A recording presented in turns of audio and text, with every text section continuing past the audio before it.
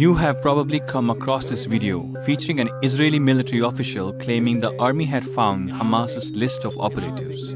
But a closer look at the words written on the piece of paper revealed that the list was just a calendar with the days of the week written in Arabic.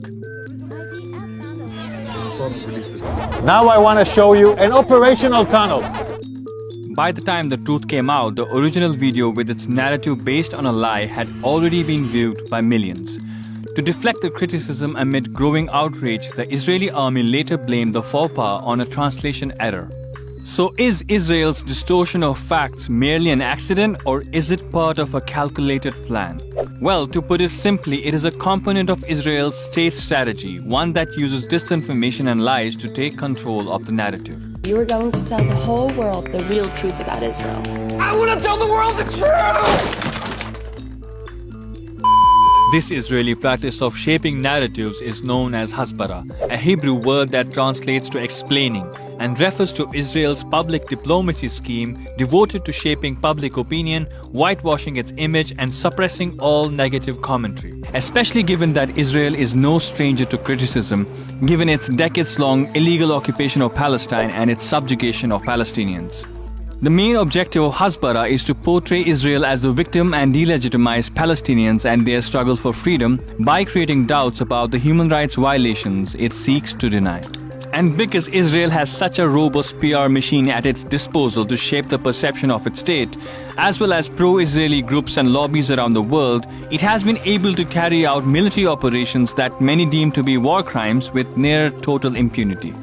Israel's response to its killing of Muhammad al-Durrah, who became the symbol of the Second Intifada, is an example of hasbara.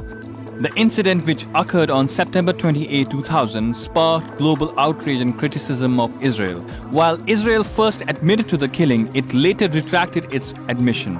And in 2013, an Israeli government report claimed that Durrah had not been killed in the crossfire after all. If we can't convince them always, at least confuse them. A similar script came into play when Al Jazeera journalist Shireen Abu Akleh was killed in 2022. Abu Akleh's death showed to the world the dangers Palestinians face under Israeli occupation, with the international community condemning the killing. Again, Israeli authorities employed hasbara to counter growing anti-Israel sentiment.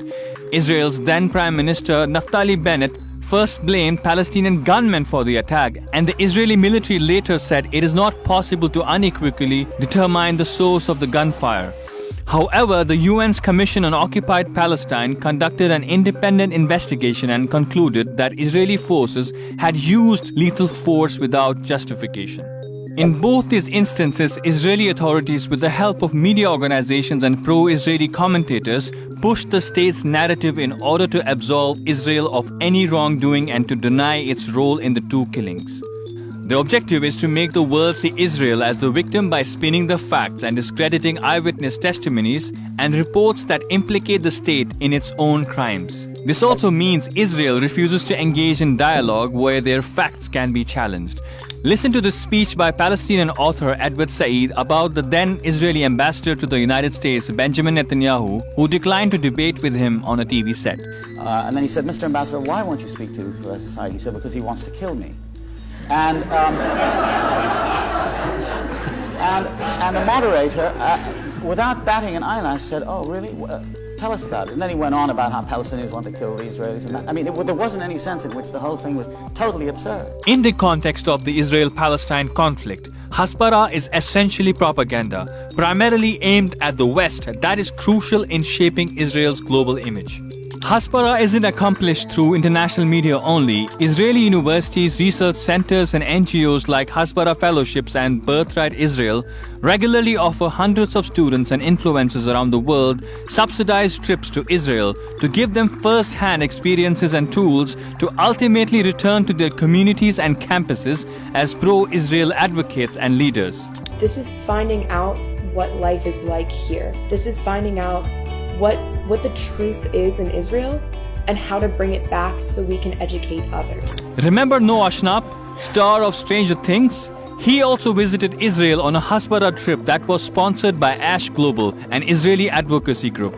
And amid Israel's current war on Palestine's Gaza, Noah was seen distributing stickers and pamphlets that glorified Zionism. There's even a hasbara handbook. that contains talking points and even advises that the word administration should be used instead of occupation and that intifada should be avoided and replaced with a wave of violence. It also states that celebrity support for Israel can help to persuade people that Israel is a great nation. But at the same time, it acknowledges that celebs might back away from controversial political issues for fear of having their own image tainted. When it comes to the history of the Israel-Palestine conflict, the talking point is to say that Palestinians left on their own accord during the Nakba in 1948 to avoid the war. It also seeks to instill concern among Israel's supporters, claiming that the reason Israel opposes the right to return of Palestinian refugees is because their return would mean that Israelis would become a minority in their own land. Israel's multiple wars on Palestine's Gaza in the last 2 decades have occurred during the digital era. For Tel Aviv, the digital landscape is another battlefield, and it uses Hasbara as information warfare. Supporters of Palestine and the Palestinian diaspora are actively involved in organizing protest movements and launching hashtag campaigns to bring the world's attention to Israel's violations of international law and human rights in occupied Palestine. To counter the Palestinian narrative and any anti-Israel content, Israel has created online blogs and has maintained an active presence on X to disseminate information faster than before and to set the tone on unfolding events as quickly as it can. Since 2010, Israeli authorities have invested millions of dollars in weaponizing social media to whitewash Israel's image. The state recently spent $26 million to fund its Hasbara activities in order to promote the legitimacy of its war on Gaza. It has an army of volunteers that work 24/7 responding to anything that sounds remotely anti-Israel. And today I'm proud to say that we're working in many platforms, Twitter, both in Arabic and Russian and French and English, as well as YouTube channel, as well as a blog, as well as Flickr album and so on. We have millions and millions of viewers just on those platforms. In order to drum up support for its ongoing military assault on besieged Gaza, Israeli authorities have since October 7 already placed over 75 different ads on X and YouTube, like this one, and others that are more graphic, like these ads seen on Angry Birds. Even Israeli celebrities are involved in the state Hasbara. Actress and former Israeli soldier Gal Gadot recently hosted a VIP screening in the US of Bearing Witness, a propaganda film produced by the Israeli military spokesperson's unit to try to galvanize sympathy for Israel among Hollywood's elite. To sum it up, Israel essentially strives to be portrayed both as a heaven on earth and also as a victim that deserves the world's pity and support.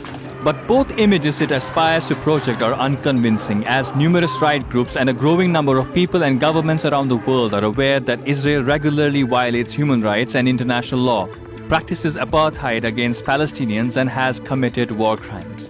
With Palestinian journalists in Gaza sharing and talking about Israel's atrocities and violence in real time, global support for Palestinians is growing by the day, both in the streets and online, and it's becoming harder for Israel to win a popularity contest as it continues to bomb residential buildings, hospitals, and places of worship, killing thousands of innocent civilians.